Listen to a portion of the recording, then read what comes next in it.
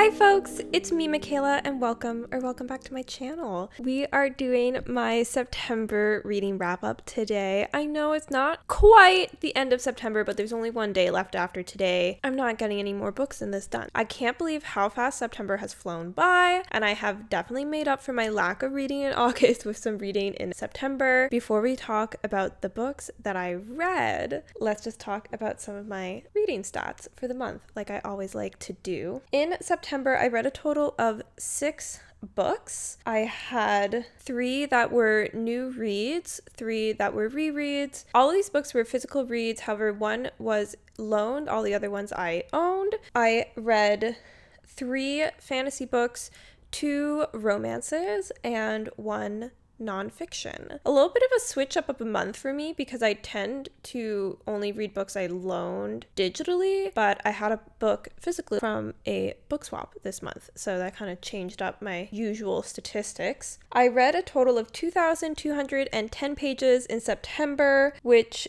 is an average of 368 pages per book and 74 pages per day, and I had an average rating of 3.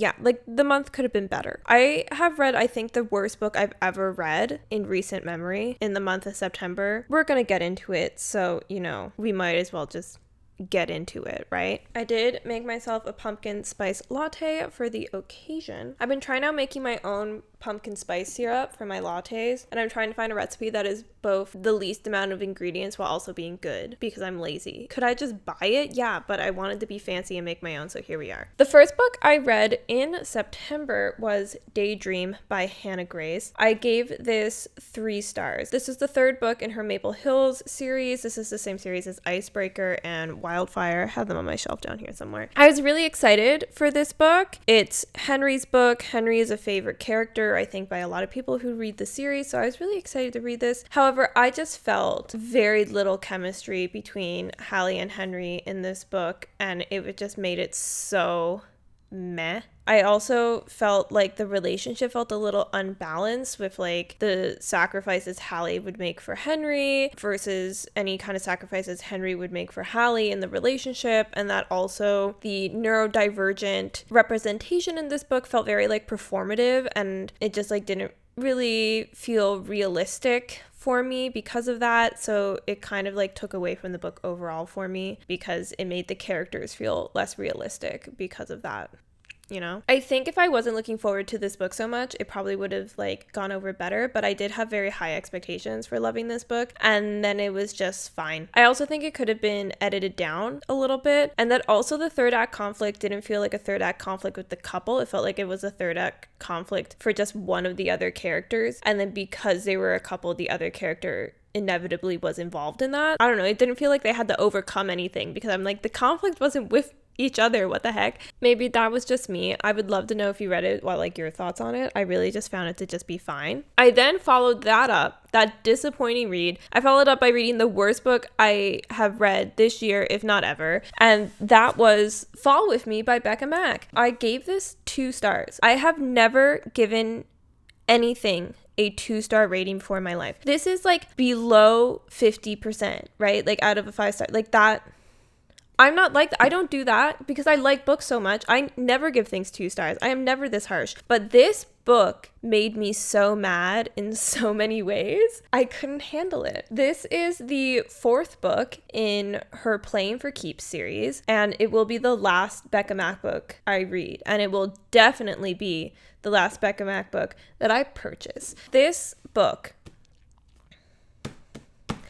I had higher expectations for this book than the other 3 in the series because, to my knowledge, correct me if I'm wrong because I did not dig around the internet to confirm these facts, but to my general knowledge, the first 3 books in this series, Consider Me, Play With Me, and Unravel Me, were originally self-published books that then got picked up and were like traditionally published by Simon & Schuster. And now Fall With Me is the newest book that she's written since now having her books like traditionally published. The other 3 books, I read them with that knowledge that, a lot of the editing things that bothered me, I gave some grace to, because I was like, this wasn't, first, this was self-published, so that's why maybe there's more typos. That's probably why it's not edited down as much. That's probably why I'm having these issues, blah, blah, blah, blah, blah. I told myself that. So with the new book coming out, I was like, great. This is going to be her best book yet, because she probably has a better editor now. Boy, was I freaking wrong. This was probably worse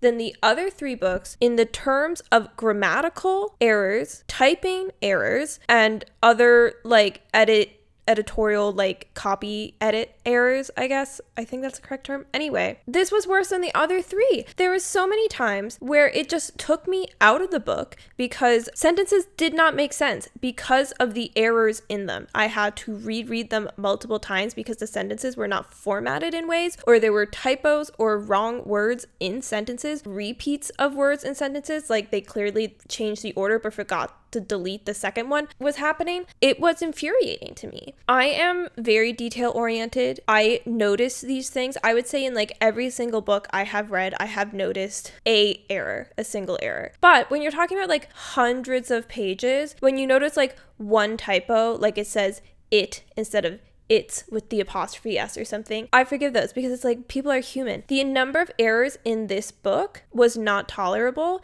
I don't know how this got published. I don't know how Simon & Schuster published this book thinking having a book with this many errors in it wasn't going to look bad on them, because it does. Because I feel like I wasted my money on this book and nobody even put the effort in to read the book before they printed it, is what it feels like. This is not even getting to the fact that this book needed to be like edited. This is almost 500 pages. 500 pages of what? There's no plot. There's no plot in this book. This book doesn't have anything happening in it. It makes me mad. There's way too many unnecessary smut scenes.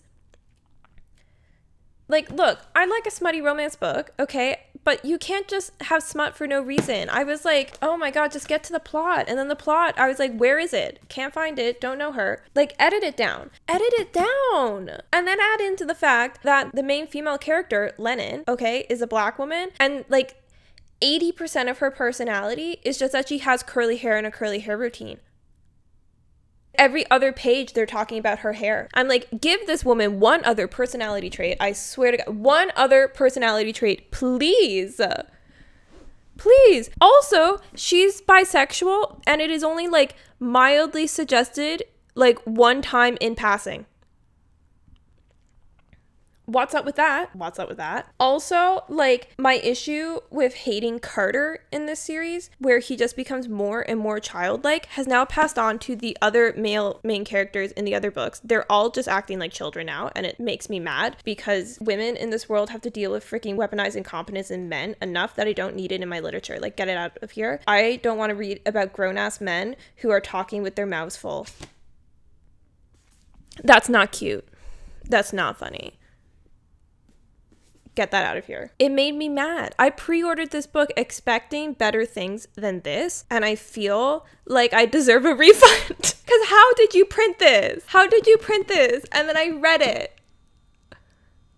I read the whole thing because I spent my money on all of these pages, so I was going to read all of these goddamn pages. God. Also, I didn't even talk about the fact that this whole, like, the way they meet is that they're both happen to be on separate vacations in Mexico, and they, like, get drunk, and then they go back to, like, her place. He literally, like, initiates them having a one-night stand by grabbing her neck. They're strangers. Ma'am, that is not, like, I'm melting weak at the knees. That is assault. Just because a man is hot doesn't mean that it's now suddenly attractive when he does creepy sexual harassment and assault actions. That is not true. Please don't put this in books. I dislike this book so much. It made me so mad. Anyway, next I read Ducks, 2 Years in the Oil Sands by Kate Beaton. I did not give this a rating because this is a memoir. And I have a rule that I don't put star ratings on memoirs because I do not like rating people's life stories. This I did make a reading vlog for. I made a reading a graphic novel for the first time vlog where I read this which was, guess what, my first graphic novel. I really enjoyed it. I thought it was a very good read, and I would suggest reading it, especially if you're Canadian. I think it tells the story of a lot of the experience of like a lot of especially Atlantic Canadians of having to leave your home province to find work in Alberta and like make money. This is the story of how Kate spent 2 years between I think 2005 and 2008-ish on and off working in the oil sands in order to pay off her student loans and make enough money to do that. And I think it is a great commentary on that experience, and especially like being a woman in such a male-dominated, isolated working environment. Read it. This was my book swap book. Very good. Is that gonna fall off the shelf? This feels kind of dangerous. So then the rest of my month, I have been doing rereads. So fun. So the first reread I did was The Alloy of Law by Brandon Sanderson. I am rereading the first 2 books of Era 2 of Mistborn. I still have to reread Shadows of Self because I want to read Bands of Mourning. I really want to try. I mean, like, ideally, I would like to finish all of Era 2 of Mistborn because then I would be done another series on my spreadsheet, and I'd also be reading, you know, this whole series, which was on my 23 books in 2023 list, which was now almost 2 years ago, people. Oops. So, you know, like that would be a great thing to accomplish and a weight off my shoulders of feeling like a failure for not reading my 23 books in 2023 books. I also put this on my fall TBR actually, but I was going to just jump right into Bands of Mourning, but then I was like, I don't really remember what was happening in this series because I read the first 2 books almost a year ago now, and I buy books so I could reread them, and I love rereading books, so I decided to reread this, and I'm really glad I did because I actually ended up bumping the star rating on this up a star. I initially gave it 3 stars on the first time I read it. On the reread, I ended up giving it 4. And I believe this is mostly because I remember the first time I read this, I really was not in the mood to read fantasy, and I like forced myself to read fantasy and then was like shocked when I was not enjoying the fantasy I was reading. Girl, I don't get it either. I don't know why I did that, but I did. So this time I was really in the mood for fantasy because I obviously have been falling off my romance era. It's not like I'm totally not going to be reading romance anymore, but I think now that fall is here, like I'm just not really feeling romance anymore. Romance was like a summer genre. I'm really now feeling like mystery fantasy genres for the fall time. I can't explain it, but like fantasy just gives fall, you know? So I was really excited to actually reread this time, and who could have guessed that my mood would affect how I felt about a book?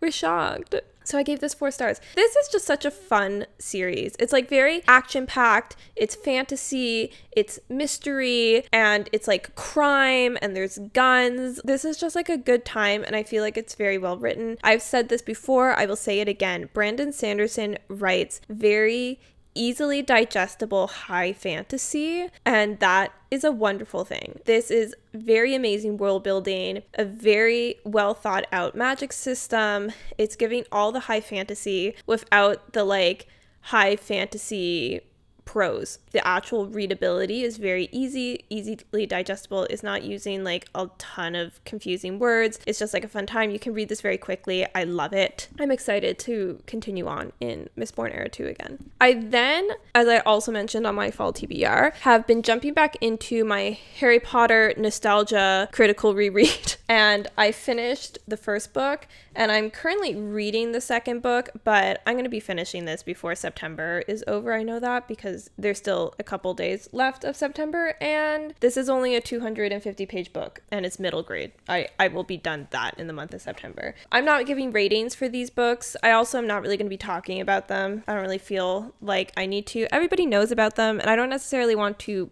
promote it, but it is something that, like, you know, I grew up reading, so there's a sense of nostalgia there to it. So I am rereading them. These are my childhood books that I am rereading, and, you know, like, I'm having a nice time rereading them for the nostalgia.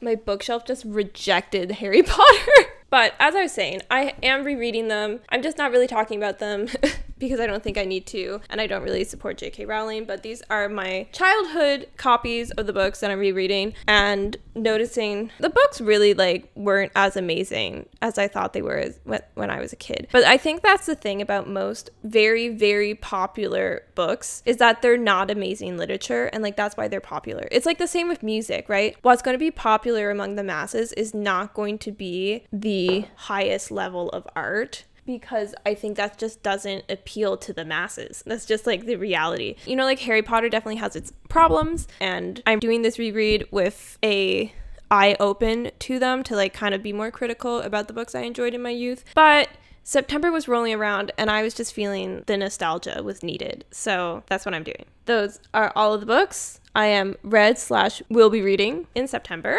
If you have read any of these books, do let me know your thoughts down below. I'd love to know them. Or let me know what your favorite book you read in September was. Do you also feel urged to read more fantasy once the fall comes? Is fantasy a fall genre? Mystery is obviously a fall genre, but I feel like fantasy is also fall. Romance is summer. You feel me? It's kind of like, you know how people have the colors for courses, you know, like for me, I was like, English is burgundy, math is blue, science is green. Okay. But I know some people are like, math is red, which I don't personally agree with. Math is blue, but like fantasy is fall, right? Anyway, let me know. If you happen to like this video, make sure to give it a like, give it a thumbs up. If you happen to like me, consider subscribing. I'd be happy to have you. And with that, I hope you're having a wonderful day today, and I'll see you in the next one.